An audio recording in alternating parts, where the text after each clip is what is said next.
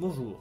Comme prévu lors de notre dernière vidéo, je pense qu'il est indispensable de connaître les grands faits historiques qui nous ont conduits vers le crédit tel que nous le connaissons aujourd'hui.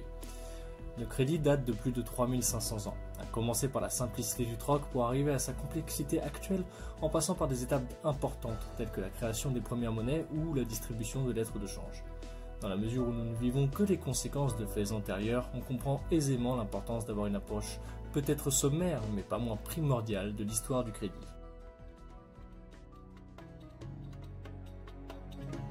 On ne peut pas dissocier le crédit de la monnaie. Il y a plus de 2000 ans avant Jésus-Christ, le crédit était lié essentiellement au troc. En effet, le prêt consistait principalement à l'échange de biens meubles. Par exemple, un éleveur de bétail pouvait prêter ses animaux de labour en échange d'une partie de la production végétale à venir. Il s'agit bien là d'un crédit puisque cette transaction générait une promesse de paiement ou de remboursement futur sous forme de marchandises. On peut donc en conclure que le crédit est à l'origine de la création monétaire.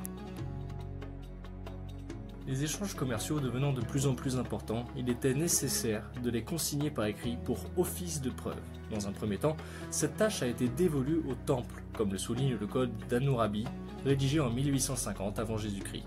Dans ce code sont inscrits les modalités du prêt, ainsi que la détermination du taux d'intérêt, qui en général ne pouvait pas excéder 30% d'une production donnée. Toutefois, le troc présentait plusieurs problématiques, notamment le manque de standardisation ou d'unité de mesure. En effet, combien vaut 100 kg de farine en kg de fraises, ou en temps de travail d'animaux? C'est dans ce contexte que sont apparues les premières monnaies. Ces premières formes de monnaie sont apparues bien avant la monnaie métal. Ces monnaies marchandises variaient selon la région, les cultures ou les ressources disponibles. On prendra comme exemple les coquillages appelés choris, renommés pour leur rareté ou leur beauté. D'autres étalons pouvaient faire office de monnaie tels que les tissus, les animaux ou les semences. Elles facilitaient effectivement les échanges commerciaux, mais aussi permettaient la standardisation du prix des marchandises. Par exemple, 1 kg de pommes de terre correspondait à telle ou telle quantité de monnaie. Toutefois, ces premières monnaies étaient souvent présentées sous forme matérielle et étaient difficilement divisibles et qualifiables en poids et en valeur. Vers 500 avant Jésus-Christ, la première monnaie frappée est apparue en Turquie sous le règne du roi Crésus, d'où le vieil adage riche comme Crésus. Il trouva une quantité importante d'or dans une rivière aurifère nommée Pactole, d'où le mot d'aujourd'hui. Il commença à frapper monnaie, validée en valeur par l'incrustation de motifs reconnaissables tels que l'image d'un lion ou d'un taureau gravée sur la pièce. Ainsi, avec la normalisation des prix des denrées et des services, le commerce a pu se développer rapidement dans toute la région d'Asie mineure, qui s'appelait alors à l'époque la Lydie. Cette monnaie offrait au roi l'opportunité de contrôler le flux de marchandises et de services sur son territoire. Déjà à cette époque, on pouvait assister à l'arrivée des premiers outils financiers comme par exemple la création monétaire en vue d'adapter la quantité de monnaie disponible en fonction des richesses produites.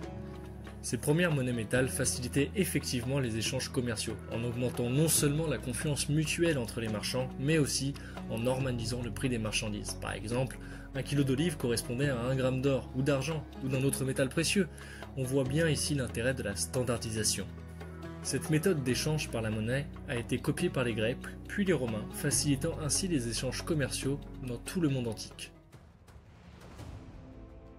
En Grèce, les crédits étaient principalement distribués par des prêteurs privés, comme de riches négociants ou des citoyens fortunés. Les taux d'intérêt de l'époque pouvaient être très élevés et atteindre plus de 12% par an. Les emprunteurs, qui ne pouvaient pas rembourser leurs dettes, pouvaient être réduits en esclavage ou démunis de l'ensemble de leurs biens. Toutefois, les magistrats pouvaient encadrer les taux d'intérêt et interdire l'usure excessive et ainsi suspendre les sanctions pour non-paiement. À Rome, le crédit est devenu un élément clé de l'économie. Par la mise en place d'institutions beaucoup plus structurées, les banques ont élargi leur activité à la sécurisation, à la gestion de dépôts, à la distribution de crédit et au changement de devises. Les premières hypothèques de terres ou de biens immeubles sont apparues à cette époque pour garantir le règlement des dettes, comme cela peut se faire aujourd'hui. Puis, progressivement, nous arrivons au Moyen-Âge, où le développement des villes rendait difficiles les transactions commerciales sous forme de troc ou d'échanges matériels. Les marchands avaient besoin d'argent pour financer leurs activités de négoce. C'est à ce moment-là que les crédits a pris réellement un essor fulgurant. Des spécialistes ou banquiers, souvent italiens ou juifs, ont commencé à prêter de l'argent avec intérêt. Toutefois, les religions catholiques et musulmanes prohibaient l'intérêt assimilé à une richesse provenant de minéraux.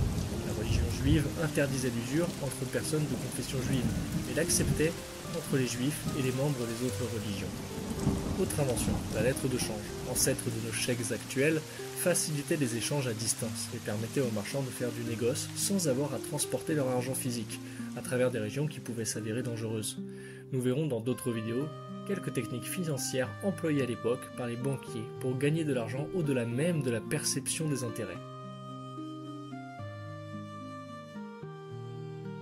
Nous arrivons donc progressivement à nos jours. Je ne pense pas qu'il soit nécessaire de vous exposer ce qu'est un crédit actuellement.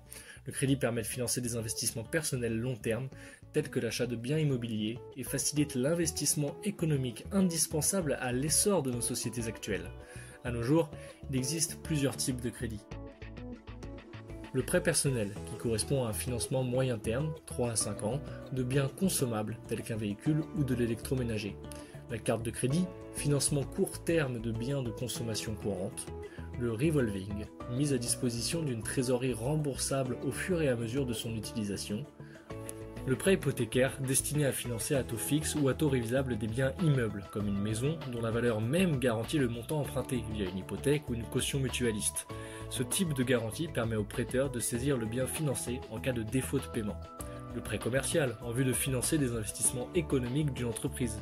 Le crédit public, à travers l'émission d'obligations qu'on appelle OAT, pour financer des projets nationaux ou couvrir un déficit budgétaire.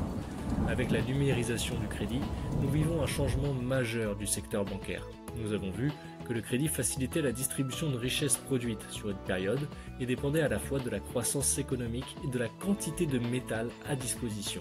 Avec la numérisation, la distribution des crédits n'est plus corrélée à la création de richesses produites sur une période ou à la quantité d'or ou d'argent disponible. Si vous pouviez imprimer autant de billets que vous le souhaiteriez, vous pourriez vous offrir la Tour Eiffel ou le château de Versailles. Nous verrons plus tard les conséquences que cela implique inexorablement. On se rend compte que le crédit n'est pas mauvais en lui-même, puisqu'il a permis de financer des investissements que l'on n'aurait jamais pu réaliser autrement. Bien utilisé, il permet en outre de créer les fondations indispensables à la progression de notre civilisation. Ce n'est que par sa mauvaise gestion, la gabegie de son utilisation, voire la volonté de certains, qu'il a projeté notre pays dans la situation actuelle d'asservissement au profit d'un petit nombre.